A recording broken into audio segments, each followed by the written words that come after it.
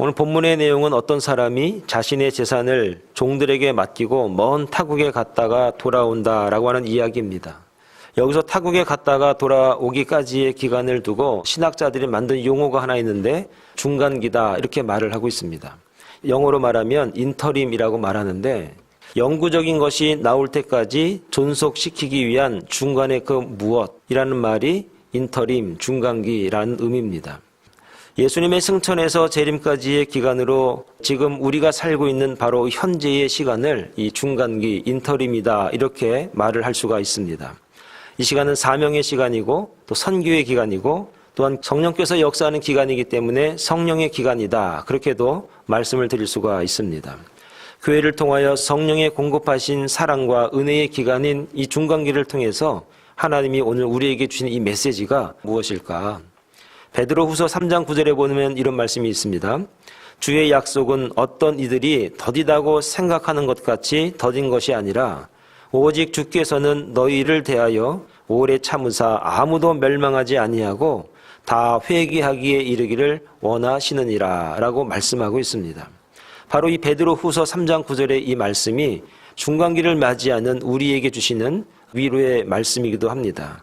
그런데 본문에서 3명의 종들이 등장을 합니다.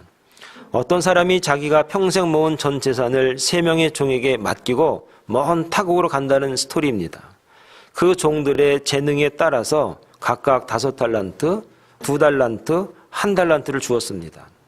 그리고 돌아와서 세몰하였는데 2사람은 부지런히 장사를 하여서 달란트를 남겼습니다. 이 한 사람은 주인에게 받은 달란트를 그대로 가지고 왔습니다. 달란트를 남긴 사람은 착하고 충성스러운 종이다 이렇게 칭찬을 했고 그리고 주인이 베푼 잔치에 참여할 수 있는 그런 은혜도 줬습니다. 그런데 그냥 그 달란트를 그대로 가지고 온 사람에게는 악하고 게으른 종이다라고 책망하시고 밖에 내어 쫓겨나가서 일을 갈미 있을 것이다 라고 증거하고 있습니다. 오늘 이 달란트 비유는 남긴 사람이 주인공이 아니라 어찌 보면 남기지 못한 사람이 우리가 될 수 있다라고 하는 그런 경계의 메시지일 수 있다라고 하는 겁니다. 저와 여러분들은 남기는 자가 되어서 버림받지 않고 주인의 잔치에 참여하는 축복된 인생들이 되길 바랍니다. 첫째는 한 달란트 받은 자는 주인에 대한 잘못된 생각이 있었기 때문에 그렇다라고 하는 겁니다. 24절의 말씀을 다 같이 한번 읽어봅니다. 시작. 한 달란트 받았던 자가 와서 이르되 주인이여 당신은 굳은 사람이라 심지 않은 데서 거두고 해치지 않은 데서 모으는 줄을 내가 알았으므로 이렇게 말씀하고 있습니다. 만약 종들이 맡겨진 달란트를 가지고 최선을 다했는데도 손해가 발생했다면 주인은 종들에게 어떻게 했을까? 제 생각입니다만 그래도 주인은 결코 종들을 탓하지 않았을 것이다 라고 생각할 수 있습니다. 사람들은 주어진 달란트를 능력대로 잘 사용하여서 어떤 결과를 얼마나 남겼느냐에 관심을 갖습니다. 그런데 주인은 주어진 달란트를 능력대로 최선을 다하여 어떻게 잘 사용하는가에 관심이 있습니다. 그래서 5달란트를 남긴 종이나 2달란트를 남긴 종에게 똑같은 내용으로 칭찬을 합니다. 잘하였도다 착하고 충성된 종아. 5달란트 남긴 사람에게 야 너는 더 잘했다 더 잘했어. 내가 원하는 게 이거야 이거 이렇게 얘기하지 않으신다는 겁니다. 늘 동일하게 말씀하십니다. 잘했다 착하고 충성된 종아 내가 적은 일에 충성하였음에 내가 많은 것을 내게 맡기리니 내 주인의 즐거움에 참여하라 이렇게 말씀하십니다. 그러나 1달란트를 받은 종이 책망을 받는 것은 이윤을 남기지 못해서가 아니라는 겁니다. 주어진 달란트를 어떻게 선용했는지에 대해서 이야기할 수 있는 것이 하나도 없다는 것입니다. 여러분 남긴다는 것이 무엇입니까? 꼭 내가 이윤을 남겨서 부자가 되거나 몇 배로 꽃배기로 남겨서 주인이 원하는 그 큰 물질만 갖다 주는 것이 그 주인이 원하는 것인가? 아마 1달란트 받은 자가 그것을 팔아서 고아나 과부를 나누어 주었거나 실패한 이웃에게 나누고 기회를 제공했다면 가난한 시골 교회에 헌금을 했다고 한다면 주인이 돌아왔을 때에 1달란트 받은 자를 뭐라고 평가하고 이야기했을까?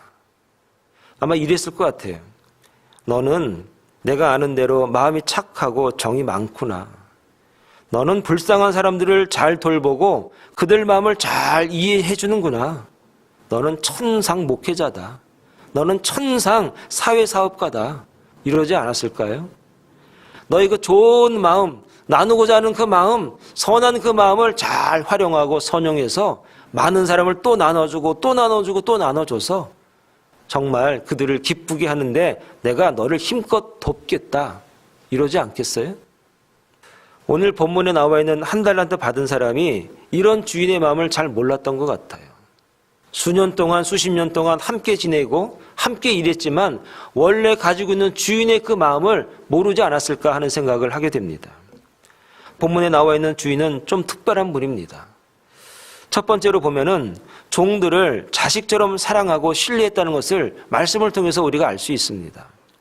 그래서 자기가 평생 모은 피와 같은 재산을 사용 권한까지 주어서 종들에게 맡깁니다.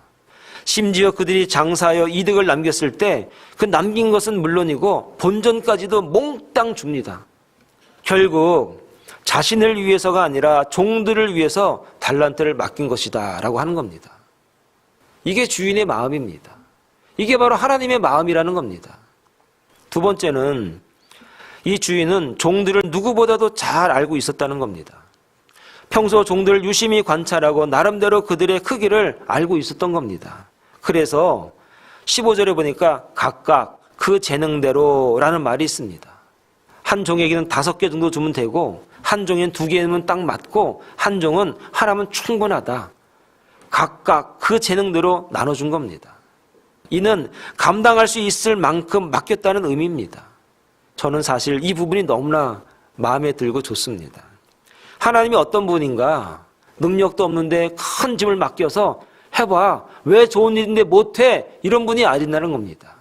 할 수 있을 만큼, 해낼 수 있을 만큼 맡기는 분이 주인이시오 하나님이시다라는 것을 오늘 본문에서 우리에게 가르치고 있습니다. 한 달란트 받은 자는 이러한 주인의 마음을 잘 몰랐던 것 같습니다. 그런 주인을 실패를 결코 용납하지 않는 무자비한 결과주의자로 잘못 이해했다고 우리가 생각할 수 있습니다. 그는 주인을 심지 않은 데서 거두고 뿌르지 않는 데서 모으는 인색하고 무자비한 사람이라고 24절에 그가 고백하고 있습니다. 이것이 그가 충성하지 못한 첫 번째 이유가 되는 것입니다. 그는 주인을 폭군이나 강도로 평가했기 때문에 주인의 그 마음을 알 턱이 없었습니다. 여러분 베니스의 상이라는 소설 아십니까? 거기에 보면은 유대인 고리 대금업자 샤일록이라는 사람이 등장합니다. 그런 돈을 빌려주는 조건으로 만일 갚지 못할 경우에 돈을 빌려간 주인 안토니우스에게 네 몸에 붙어있는 살 1파운드를 내가 띄어가겠다 이런 조건으로 돈을 빌려줍니다. 오늘 한 달란트 받은 자가 자기의 주인을 어떻게 이해했는가? 고리 대금업자 이 샤일록하고 똑같이 이해한 겁니다. 사랑하는 여러분, 오늘 우리가 알고 있는 주인, 여러분이 섬기고 있는 만왕의 왕이신 우리의 영원하신 주인을 여러분 어떻게 알고 계십니까? 주인을 잘못 알고 있으면, 하나님에 대해서 잘못 알고 있으면 이처럼 한 달란트 받은 사람과 똑같이 잘못 판단하고 오역함으로 우리의 충성도 하지도 못하고 시도도 못하는 결과를 낳을 수 있다라고 하는 겁니다. 성경에 보면 우리의 주인 되시는 하나님 성품을 여러 말씀으로 이야기하는데 저는 시편 145편 8절이 우리의 주인 되신 하나님의 성품을 잘 표현하고 있다고 생각합니다. 여호와는 은혜로우시며 긍휼이 많으시며 노하기를 더디하시며 인자하심이 크시도다. 여호와는 은혜로우십니다. 여호와는 긍휼이 많으십니다. 여호와는 노하기를 더디하십니다. 여호와는 인자하십니다. 우리가 알고 있는 하나님은 이런 분입니다. 이사야 30장 18절에 보니까 여호와께서 기다리시나니 이는 너희에게 은혜를 베풀려 하심이요 일어나시리니 이는 너희를 긍휼히 여기려 하심이라. 대저 여호와는 정의의 하나님이심이라. 그를 기다리는 자마다 복이 있도다. 우리가 알고 있는 하나님, 성경에서 말하고 있는 우리의 주인 되시는 하나님께서는 인자가 많으시고 우리를 기다리시는데 복을 주기 위해서 우리를 기다리신다. 그렇게 말씀하고 있습니다. 우리가 복을 받으려면 우리가 충성된 일꾼이 되려면 우리의 주인 되시는 하나님이 어떤 분인가에 대해서 알고 있어야 됩니다. 민수기 6장 25절에 보니까 여호와는 그의 얼굴을 내게 비추사 은혜 베푸시기를 원하시느니라. 하나님은 우리에게 은혜 주시기를 원하시지 우리에게 뭔가 남겨서 장사를 잘해서 내가 원하는 만큼 소득을 올려라 이렇게 부담과 큰 직무를 맡기는 분이 아니다라고 하는 겁니다. 사랑하는 여러분, 충성은 주님을 올바로 아는 것에서부터 시작이 됩니다.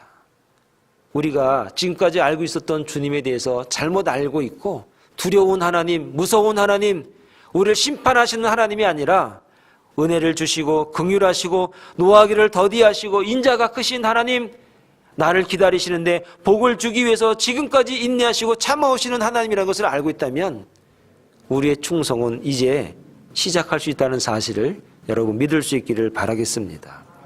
왜 이 사람이 남기지 못했는가? 두 번째는 실패를 두려워했기 때문이다 라는 겁니다. 25절의 말씀을 한번 다 같이 읽어봅니다. 시작. 두려워하여 나아가서 당신의 달란트를 땅에 감추어 두었었나이다.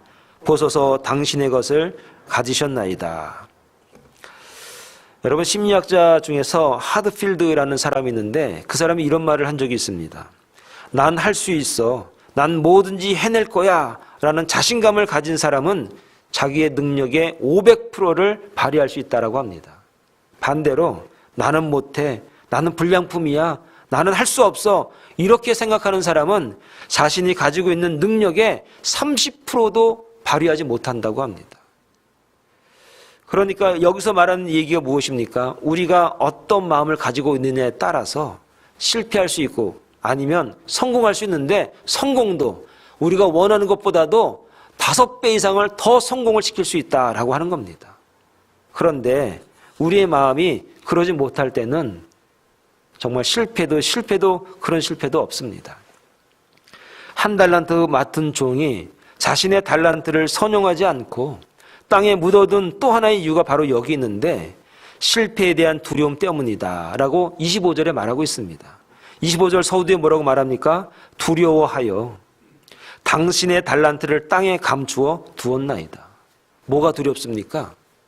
여러 가지가 두렵죠. 하나님이 두렵다는 말도 되겠지만 또 하나가 뭐냐면 새로운 일을 시작하는 두려움입니다.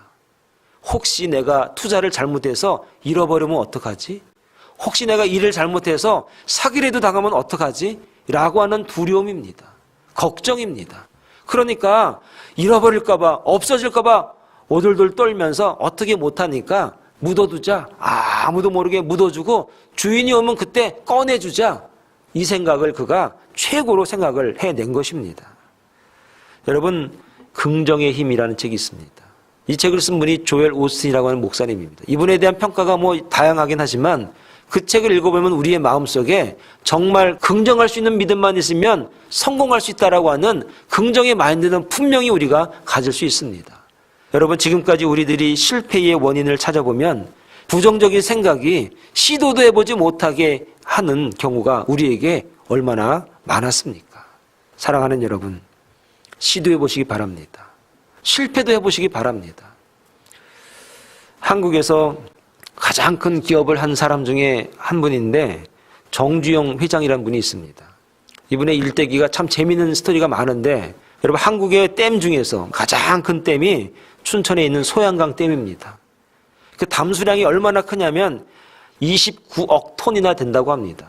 그게 얼만큼인지 우리가 이게 잘 모릅니다. 굉장히 큰 댐이라는 겁니다. 그 댐은 동양 최대요, 한국 최대입니다. 그런데 이 댐을 만들어지기까지 많은 에피소드가 있는데 그 당시 건설사 최고 사장이었던 정주영 회장이 이 댐을 사력댐으로 건설하려고 했다는 겁니다. 여러분, 사력댐이 뭐냐면 그 라스베가스에 가게 되면은 후보댐이라는 게 있습니다. 후보댐에 보면은 콘크리트를 얼마나 많이 쏟아 부었는지에 관한 그 기록이 있어요. 지금도 그 콘크리트가 굳어가고 있다, 이런 얘기를 합니다. 그만큼 시멘트나 철근 콘크리트가 많이 들어가는 게 그 댐의 건조 방법입니다. 근데 정 회장이 어떻게 했냐면 그렇게 하면 우리나라는 안 됩니다. 북한이 있기 때문에 폭격할 수도 있고 간첩이 와서 폭격하면은 큰 댐이 무너지게 되면은 서울이나 수도권이 침수될 수 있습니다. 위험할 수 있습니다. 그래서 어떻게 만들었는가? 흙으로 만들어야 됩니다. 여러분 이해가 가세요? 돌과 흙을 엉켜서 흙으로 쌓아 올려가야 됩니다. 이런 주장을 한 겁니다. 그러니까 정부나 건설부 장관이 무슨 말 하는 거예요? 그게 말이나 됩니까? 하면서 허가를 내주지 않았습니다. 우연히 대통령을 만날 기회가 있었습니다. 박정희 대통령한테 이 얘기를 전했더니 그래? 당장 그렇게 건설하라고. 그래서 만들어진 댐이 사력댐, 소양강 댐이라고 합니다. 왜 박정희 대통령이 그렇게 허가를 했을까 알아봤더니 박정희 대통령의 주 종목이 포병이었습니다. 전쟁 때 포를 쏘보니까 건물은 폭탄 하나가 맞으면 완전히 붕괴가 됩니다. 그런데 땅이나 산에다가 대포를 쏘면은 별 티가 안 나는 겁니다. 거기서 아이디어를 착안해서 정 회장의 아이디어가 맞다고. 정 회장의 아이디어가 맞다고. 그래서 그때 만들어진 어록에 자네 시도는 한번 해봤냐고 이 얘기가 거기서 만들어졌다고 합니다. 사랑하는 여러분, 오늘 우리는 시도도 해보지 않고 안 된다고 하는 실패에 대한 선입견 때문에 부정적인 생각 때문에 시도하지 못해서 실패할 때가 얼마나 많은가. 제가 존경하는 목사님 중에 하용조 목사님이라는 분이 계신데 그분이 늘 하는 말 중에 이런 말이 있습니다. 내가 정말 사람을 싫어하고 싶어 하지 않는데 내가 싫어하는 사람은 딱 하나가 있는데 그 사람이 뭐냐? 실패도 못 해본 사람. 나는 그 사람은 싫더라고. 이 얘기가 뭡니까? 겁나서 두려워서 걱정돼서 시도도 해보지 않으니까 실패가 없는 겁니다. 오늘 우리가 상처가 있다는 얘기는 무엇입니까? 실패가 있었다는 얘기는 무엇입니까? 좌절이 있었다는 얘기가 무엇입니까? 두렵지만 걱정스럽지만 한번 해보겠다고는 노력이 시도가 우리에게 있었다는 겁니다. 그래서 사도 바울이 오늘 우리에게 이렇게 위로의 말씀을 로마서 8장 28절에 하는데 우리가 알거니와 하나님을 사랑하는 자 곧 그의 뜻대로 부르심을 입은 자들에게는 모든 것이 협력하여 선을 이루느니라. 우리는 하나님의 사람이기 때문에 주님의 자녀이기 때문에 하나님이 도우신다고 합니다. 하나님이 도와줄 줄 믿습니다. 이 믿음으로 어렵지만 실패가 눈에 보이고 있지만 할 수 있습니다. 도전할 수 있습니다. 해볼 수 있습니다. 시도할 수 있습니다. 한 달란트 받은 사람은 두려웠습니다. 실패에 대한 두려운 마음 때문에 시도도 해보지 않고 시도도 해보지 않았기 때문에 주인이 와서 악하고 게으른 종아 시도라도 해보지. 내가 남기라고 했느냐? 시도라도 해보지. 도전이라도 한번 해보지. 오늘 저와 여러분들 새해에는 도전하고 시도해보시고 충성스러운 종으로서의 삶을 살아가는 주의 종들이 다 될 수 있기를 간절히 축원합니다. 마지막으로 여러분 충성스러워야 됩니다. 자, 23절 말씀을 한번 다 같이 읽어봅니다. 시작. 그 주인이 이르되 잘하였도다 착하고 충성된 종아 내가 적은 일에 충성하였음에 내가 많은 것을 내게 맡기리니 내 주인의 즐거움에 참여할지어다.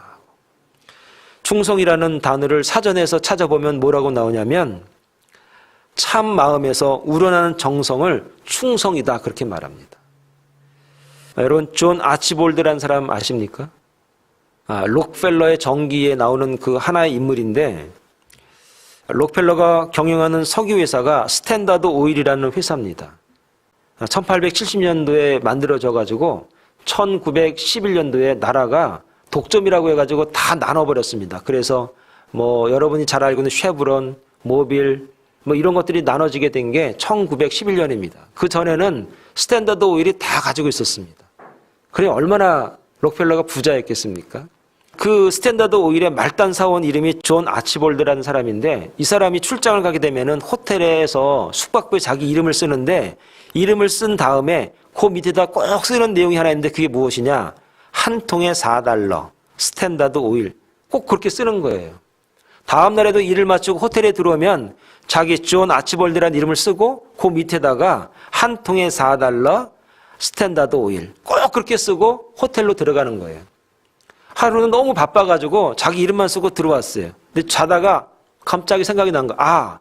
한 통에 $4 스탠다드 오일을 안 쓰고 왔구나 해서 주섬주섬 옷을 차려입고 현관에 내려와서 숙박부에다 자기 이름에다가 한 통에 $4 스탠다드를 쓰고 있는데 어떤 노인네가 이렇게 쳐다보고 있는 거예요. 당신 뭐 하고 있어? 물어보니까 예, 저는요 우리 회사를 조금이라도 많은 사람들에게 알려주고 싶어가지고 제가 이렇게 홍보하고 다닙니다. 어디 가든지. 이런 얘기를 한 거예요. 한 달, 두 달이 지났습니다. 회장실에서 불렀어요. 저 아치볼드를. 가보니까 누가 있었겠어요? 그 노인네가 거기 있는 거예요. 그리고 이 노인네가, 록펠러가 당신처럼 회사를 사랑하고 회사를 아끼는 사람은 나 가까이 있었으면 좋겠다 해가지고 본사로 발령을 내고 나중에 중요까지 하면서 은퇴를 했다라는 얘기가 있습니다. 여기서 우리는 모든 사람은 그 사람이 어떻게 성공했는가, 얼마나 높은 데 올라갔는가 관심이 있지만 우리가 관심을 가져야 될 게 무엇이냐? 한 통에 $4 스탠다드 오일. 작은 것이지만 누구에게나 소개하고 알리고 싶은 그 작은 일에 충성하는 그 마음. 이 이야기를 시편 101편 6절에 그대로 이야기하고 있는데 여러분 들어보시기 바랍니다. 내 눈이 이 땅에 충성된 자를 살펴 나와 함께 살게 하리니. 하나님이 이 땅에서 하나님의 백성을 살피는데 어떤 사람을 살피는가? 적은 일에 충성하는 사람을 살폈다가 나와 함께 살게 하리니. 내 가까이에 두게 한다는 얘기예요. 세상의 대통령도 권력자들도 자기에게 충성하는 사람을 모읍니다. 하나님도 세상에서 자신의 일에 충성하는 자기 백성, 하나님의 백성을 모으십니다. 마지막 때에 나와 함께 영원히 살자. 그게 하나님의 마음이라는 거예요. 하나님이 이 땅에서 어떤 사람을 모으시는가? 어떤 사람을 주목하고 보시는가? 충성하는 사람. 참 마음으로 우러나는 정성을 다하는 충성된 사람을 지금도 보고 계시고 계세요. 여러분의 맡긴 일이 아무 일입니까? 아무나 하는 일입니까? 여러분만 할 수 있는 일이고 여러분이 없으면 안 되는 일입니다. 그 일에 여러분 충성하시기 바랍니다. 그러면 하나님이 그 충성하는 모습을 보고 계십니다. 그리고 나와 함께하자 모으십니다. 사랑하는 여러분, 잠언 25장 16절에 보면 충성된 사자는 그를 보낸 이에게 마치 추수하는 날의 얼음 냉수 같아서 능히 그 주인의 마음을 시원하게 하느니라. 하나님을 시원하게 만드는 사람, 충성된 일꾼이라는 겁니다. 사랑하는 여러분, 여러분 맡긴 처소에서 맡겨진 일, 그 일 아무나 할 수 없습니다. 여러분만 할 수 있습니다. 여러분에게 맡겨진 하나님의 한 달란트라는 사실 여러분 잊어서는 안 됩니다. 겁나서 두려워서 묻어둬야지가 아닙니다. 어떻게든지 내가 정말 이 작은 것에 충성하는 자가 되겠다. 그럴 때 하나님이 가까이 하자. 내게로 와라. 나와 함께 하자. 그런 저와 여러분들이 다 될 수 있기를 간절히 축원을 드리겠습니다. 기도하겠습니다.